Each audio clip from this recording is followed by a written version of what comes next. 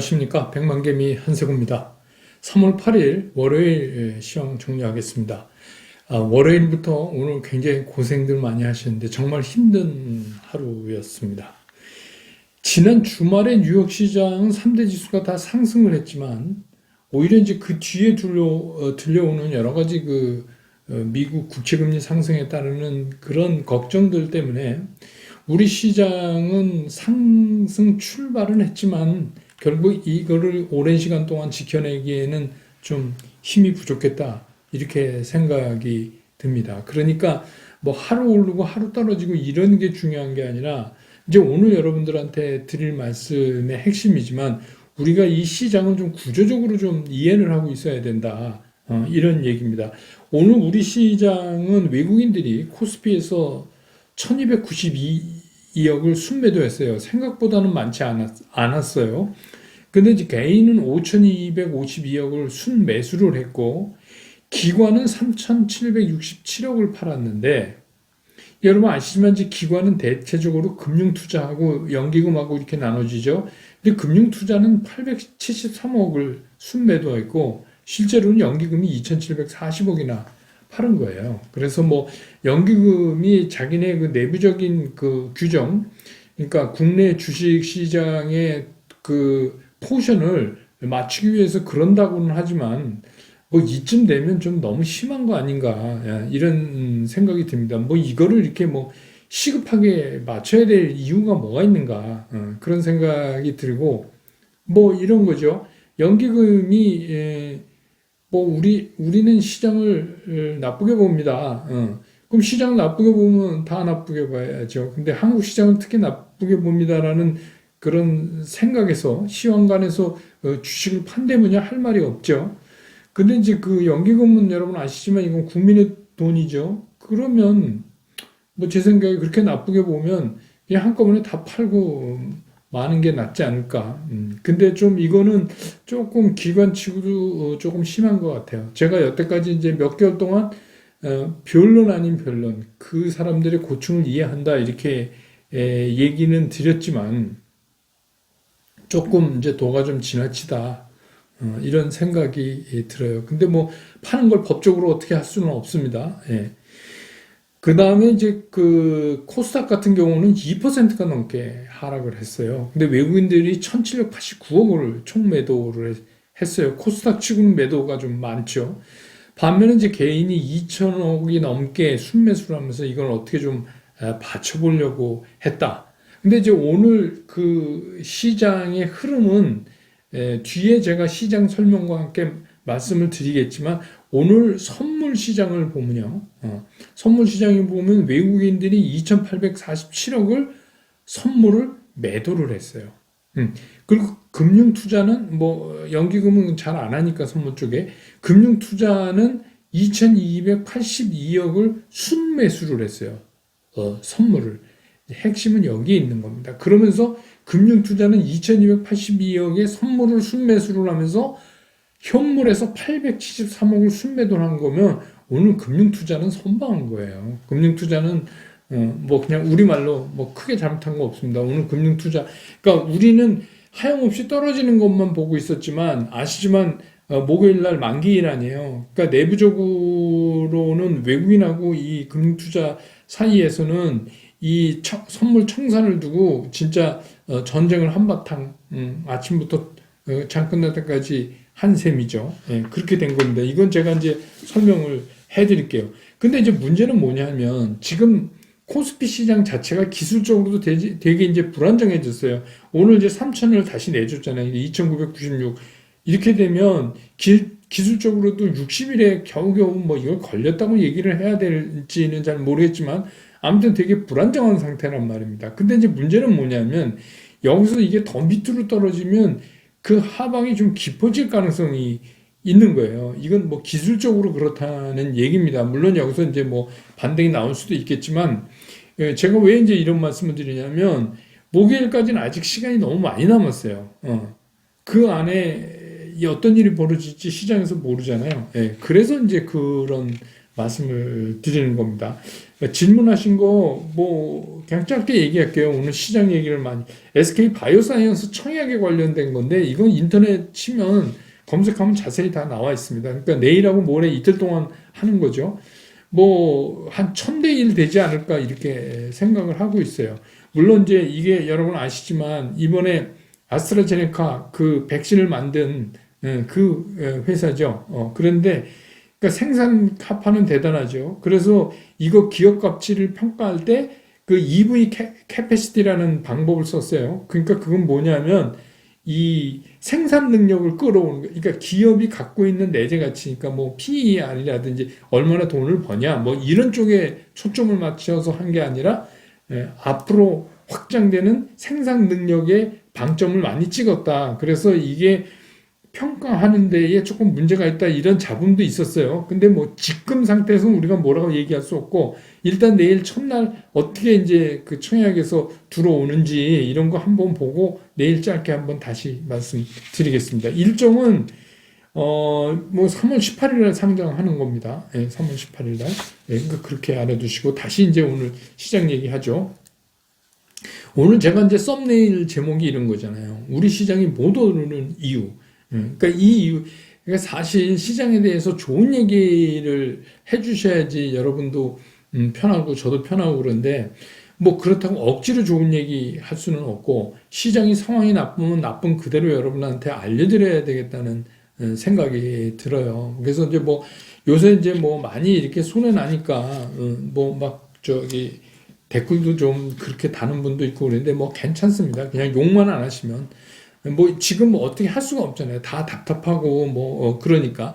근데 이제 그 제 썸네일에 보면 두 가지 그 종목을 이렇게 놨는데 종목 그룹이 두 가지로 나눠져요. 삼성전자, 현대차, 카카오, 뭐 SDI, 2차전지 뭐 이런 거 하고 이건 이제 대표적으로 제가 든 겁니다. 그다음에 이제 그 밑단에 뭐 풍산이니 포스코니 신한지주 풍산은 뭐 오늘 이제 좀 끝에 좀 밀리긴 했지만 뭐 하여튼 그런 산업군하고 이게 지금 극명하게 대립이 되는 거잖아요. 그래서 이 극명한 대립은 뭘 말하는 거며, 그럼 이런 대립은 어떻게 흘러갈 건가? 이거를 시장과 함께 좀 얘기를 해볼까 이럽니다. 자, 이 시장이 이렇게 어려운 이유 있잖아요. 자, 단기적인 이유하고 좀 중기적인 이유로 나눠서 설명을 드릴게요.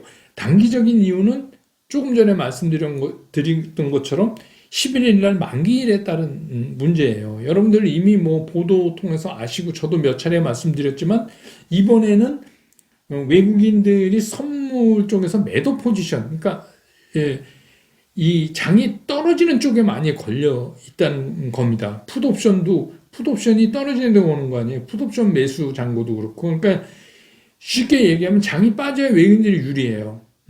그렇게 돼 있는 상태입니다. 근데 이제 오늘 시장을 보세요. 오늘은 여태까지 외국인이 썼던 거랑 정반대의 방법을 오늘 썼어요. 외국인들이 제일 먼저 건드린 게 뭐였냐면 선물 매도를 했어요. 근데 외국인들이 선물 매도를 하니까 이제 우리나라에서 다 이렇게 얘기했잖아요. 지금 미국 시장의 선물이 나스닥이나 뭐 S&P 500이나 다우의 선물이 빠지기 때문에 외국 애들이 여기서 선물을 깐다.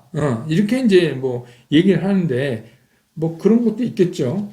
그런 것도 있는데 사실은 외국인들은 오전 내내 그리고 장이 거의 끝나 3시 전까지 현물에서는 그렇게 크게 매도를 하지 않았어요. 그러니까 이 얘기 무슨 얘기냐? 외국인들이 선물을 매도를 해요.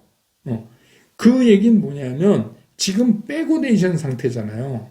그러니까 선물이 현물보다 싼데 그걸 또 때렸단 말이에요. 그러니까 그 얘기는 무슨 얘기냐? 예를 들면 이런 겁니다. 그거를 계속 내려가면서 사는 사람에 맞춰서 계속 팔면 어떻게 되겠어요? 상대방이 누군가가 그걸 사줘야 되겠죠. 그 사주는 게 누구예요? 금융투자죠. 상대방이 뭐 개인도 하지만 개인보다는 주로 이제 외국인 금융투자하니까. 그러니까 금융투자가 오늘 선물을 거의 뭐 금투가 2282억 뭐 그 정도 저는 잡히는데 끝날 때 보니까 이제 조금 틀어놨네요. 조금 틀어놔서 한 1900억 정도 샀단 말이에요. 그러니까 1900억 선물 사고 현물을 873억 팔면서 막은 거예요. 그거 여러분 아시죠? 왜냐하면 이쪽을 때리면 반대로 해증을 걸어야 되니까 프로그램 작동을 일부 하고 일부는 또 해증을 하기 위해서 그렇게 해서 할 수 없이 어떻게 해요? 금융투자가 현물을 파는 거예요. 그거를 오전 내내 했어요. 하다가 이제 금융투자는 그거를 현물 파는 걸 많이 줄였죠. 그래서 오늘 정말 금융투자 쪽이 선방했어요. 저는 그렇게 봐요. 또 저도 과거에 근무했었고 그런데 오늘 정말 피 튀기게 잘했다고 보다도 선방했죠. 어렵게 막았죠. 그러니까 이제 그렇게 해놓고 3시 이후에 외국인들이 현물을 갑자기 탁한 1,000억 정도? 거의 끝난 무렵에 딱 때려요. 이걸 뭐라고 그러냐면 이제 이게 확인사살이에요.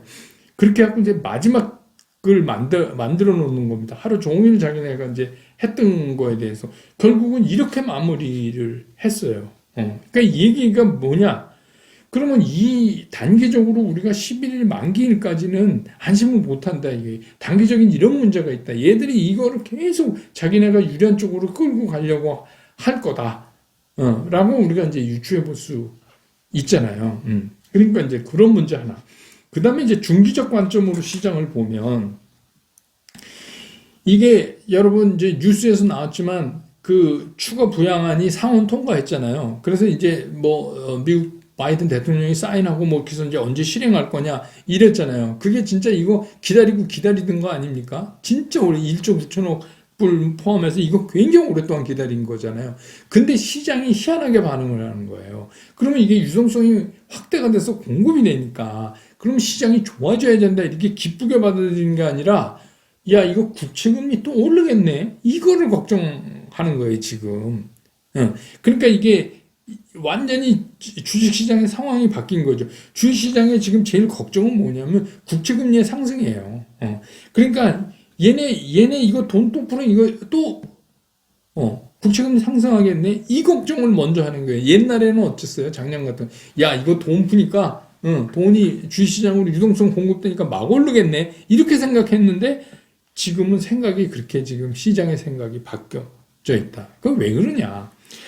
지금 이제 그렇다고 해서 연준이나 또 미국 재무부나 그 가만히 얘기하는 거를 보면은 지금 이제 주식 시장에 그렇게 신경 쓰고 있는 게 아니에요. 그 얘기는 뭐냐면 최근에 이렇게 빠진 거 있지만 작년서부터 이렇게 그 슬로프를 보면 지금 이거 주식 시장 조금 빠졌다고 그래서 뭔가 연준이 나서서 뭘 하고 이러기에는 조금 좀 그래요. 그러니까 우리가 이제 기다렸던 그 오퍼레이션 트위스트 그러니까 단기채를 팔아갖고 장기채를 사는 이제 그런 걸 한다든가 무슨 이제 일드 커브 컨트롤 그러니까 이거를 강제적으로 금리가 못 오르게 채권금리 못 오르게 이제 컨트롤하는 거죠. 일드 커브 컨트롤이나 오퍼레이션 트위스트나 이런 거를 이제 시장은 기대하고 막 그 얘기를 하고 이제 기사에도 나고 막 그러잖아요.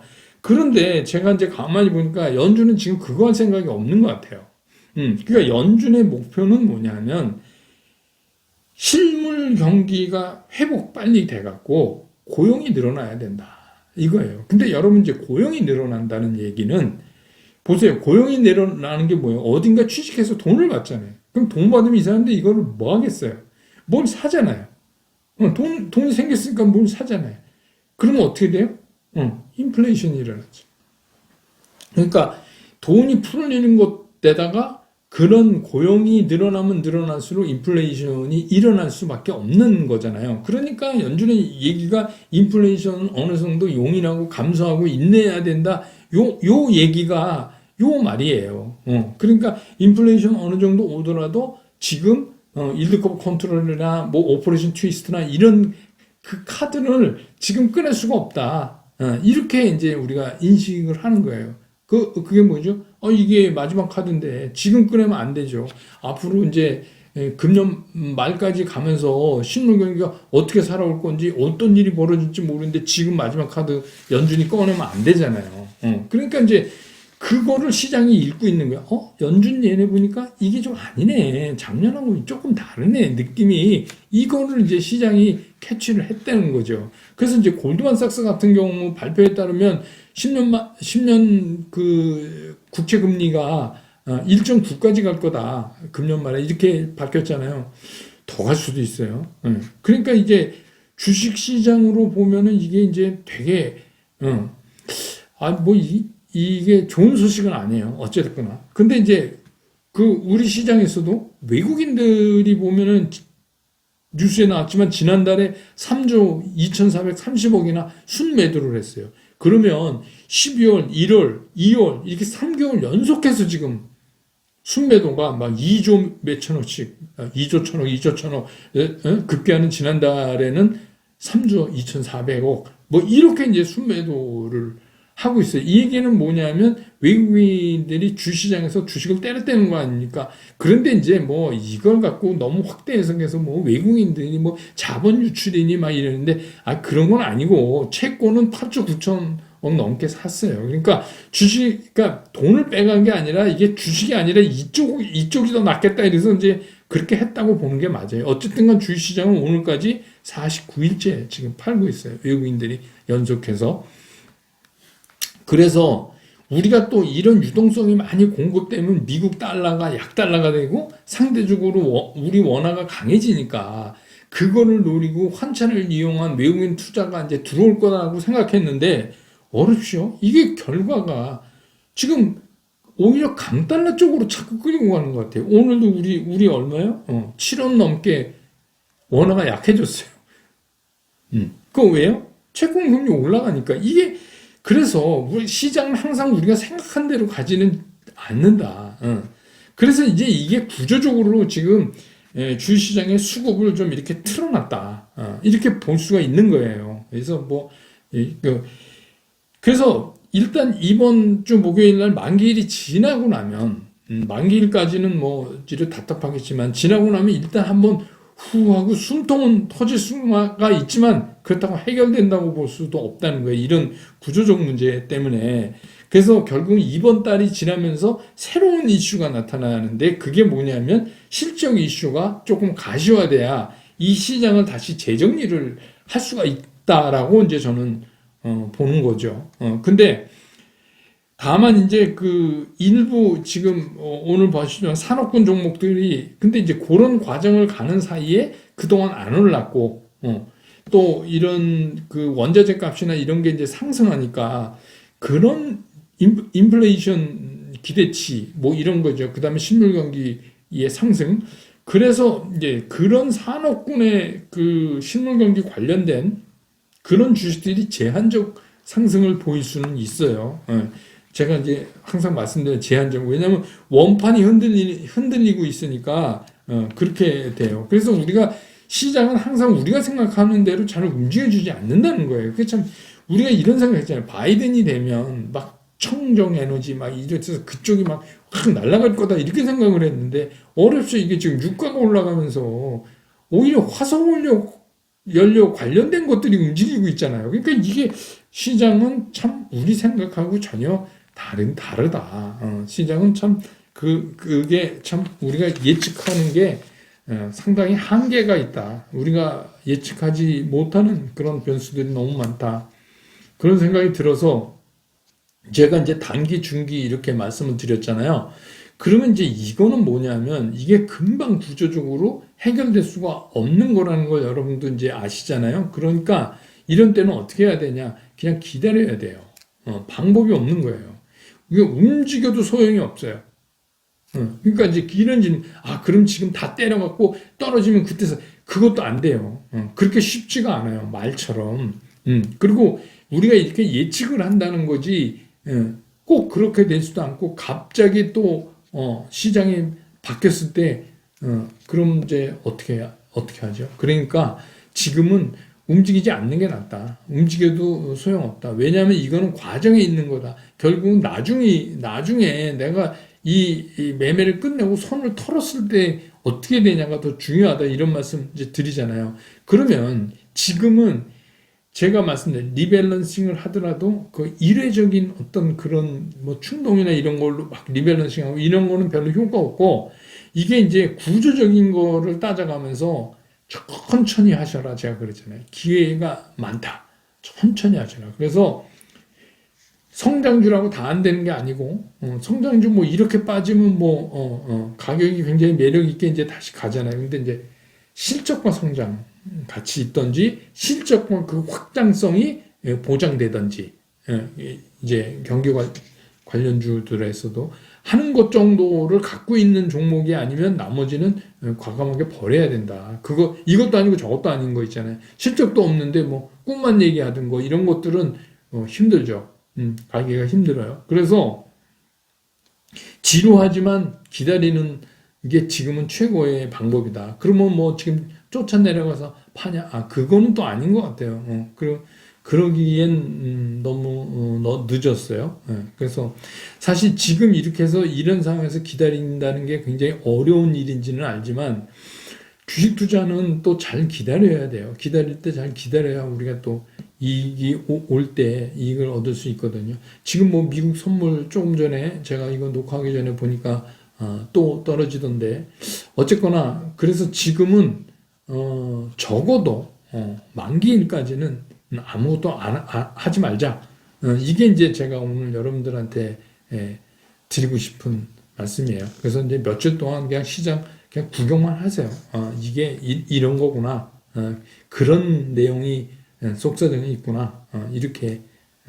오늘 뭐 좋은 얘기 드려야 되는데 일부러 좋은 얘기 제가 막 만들어서 할 수는 없고, 시장에 있는 그 상황을 제가 그대로 말씀드린 겁니다. 이제 뭐 시장에서는 조금 더 나쁘게 보는 사람들은 이 금리의 문제 뭐 이렇게 돼갖고 이머징 마켓이 제일 먼저 타격을 입죠. 그렇죠? 강달러가 되면 뭐 그래서 이제 취약한 게 이머징 마켓인데 뭐 우리를 포함해서 뭐 이렇게 해서 그래서 이제 뭐 그런 세력들이 돈 뽑아가려고 그런다 뭐 이렇게까지, 뭐 그건 모르죠. 저도 뭐 그 보이지 않는 손이니까 그건 모르지만, 아무튼 꽤나 그럴듯하게 해서 공포 분위기를 끌고 가는 뭐 의견도 있는데, 그냥 저는 뭐 그런 의견도 뭐 참고는 합니다. 뭐 그럴 수도 있겠다. 근데 뭐 그 보이지 않는 손, 그렇게 해서 세계 경기를 주물르는 그 세력을 뭐 본 적도 없고, 그러니까 뭐 그렇게 생각할 수도 있을 정도로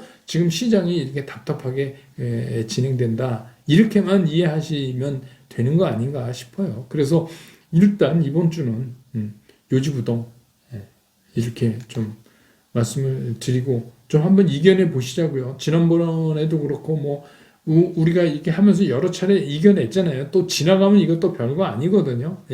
별거 아닙니다. 근데 이제 뭐 이렇게 많이 떨어지고 이럴 땐 진짜 숨 막히죠.